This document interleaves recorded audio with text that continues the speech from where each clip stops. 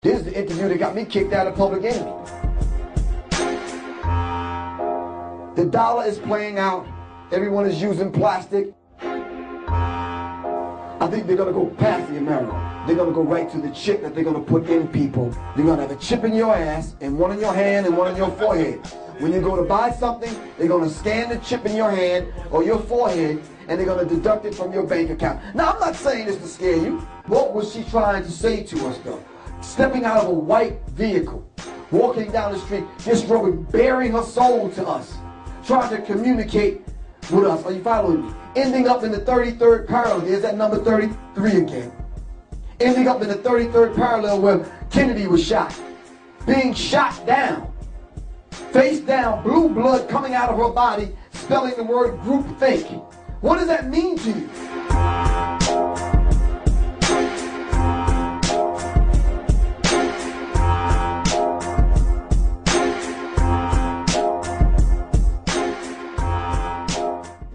We had queens in hip-hop.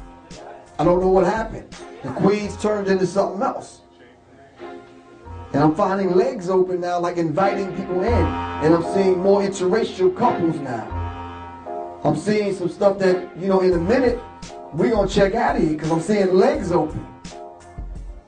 Everywhere I'm turning, I'm seeing legs open. Are you following me? See, we're able to handle this because we're adults. But the shorties, how are they processing this?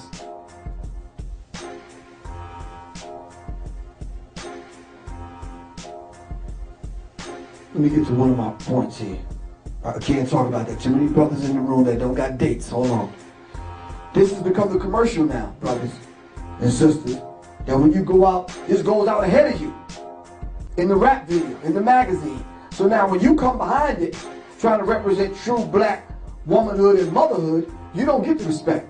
Because they look at you as a piece of meat because this has become your commercial. Have you seen the blinged out Barbie doll?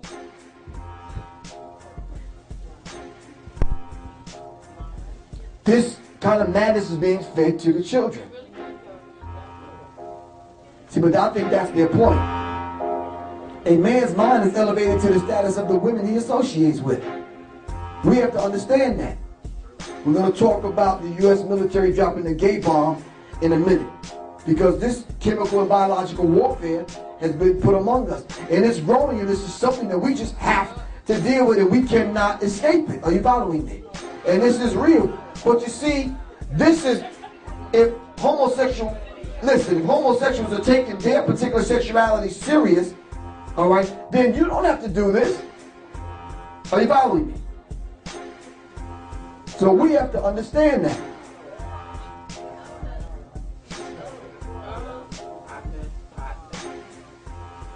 This is a hot ghetto mess. www.hotghettomess. This was on BET. Now listen. We could easily, as adults, have dialogue about this and probably leave here and understand one another. But this is not geared towards us. The shorties are watching this. Are you following me? Oh, y'all know? Okay. Oh, tell them I said he got some nice shoes on. Fuck, I mean. Oh. That is not the issue here, man. That is not the fucking issue. Let's push forward. So, Aaron Magruder came with the, Gangstalicious thing to try to get certain messages across in the boondocks. The gangster love and, homies over hoes and this kind of thing. Are you following me? They came up with a dance called Do the Homie. And, they try to get the messages across, but Terrence Dean wrote a book, Hiding in Hip Hop. You're proud of who you are and your sexuality, you don't have to hide in hip-hop. Are you following me? Dancing with the Devil, written by Mark Curry, about how Puffy burned the bad boys of hip-hop. Which I actually went into when I talk about the demonic frequencies, how Puffy is the only one on his label that's still active as far as being an artist. And he is the worst.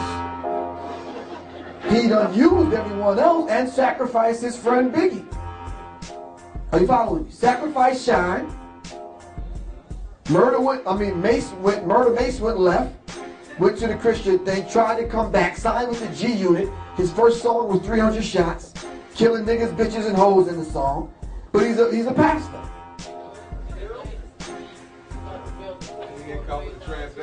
You got caught with a transvestite. See, I didn't want to go into this whole sexuality thing, but since Kaba mentioned it.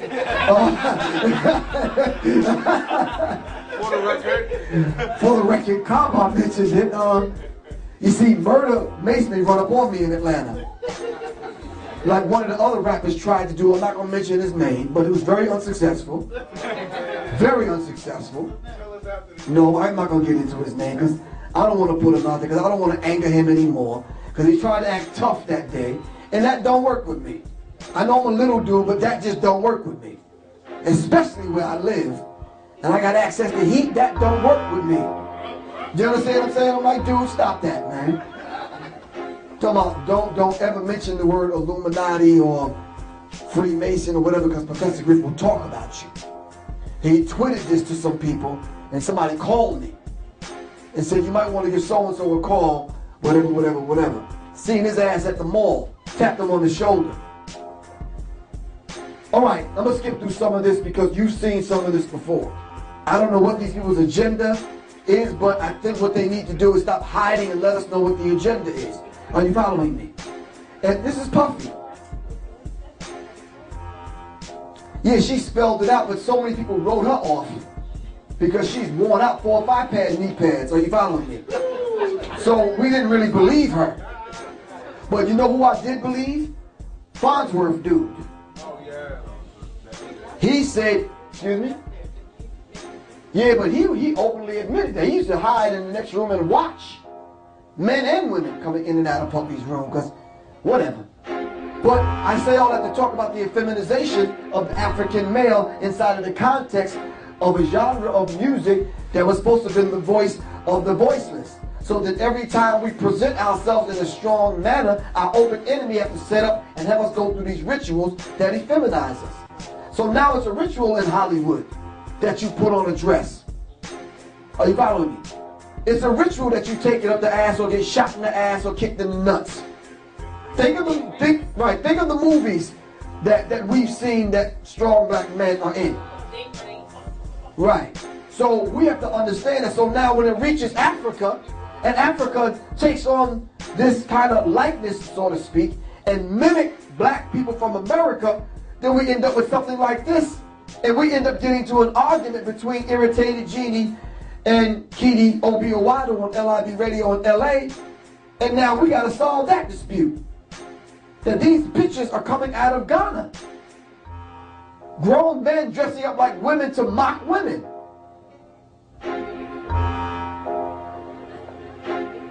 Exactly. That's what I was about to say. This is almost signing your death warrant. Are you following me? Oh, I gotta skip through this because I have to get to at least 10 minutes. I know. Let me just kind of get through. But this is the ritual. Alright? This is the ritual not only in sports, in entertainment, in Hollywood. That was Barry Bonds. This is Barry Bonds. Now this sagging thing, which is niggas spelled backwards, right? With the jail culture married on to the street culture, morphed its way into hip hop. And I don't get it. I really don't. I don't want to see your ass, dude. Straight up, just on the real. Thank you. But those of us that appear to be the toughest are probably the weakest. Are you following me? I think he's from the Jungle Brothers. Yes.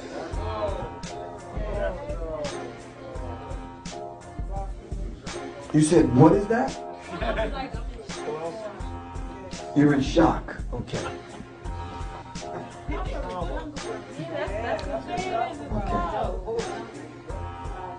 That's baby Africa.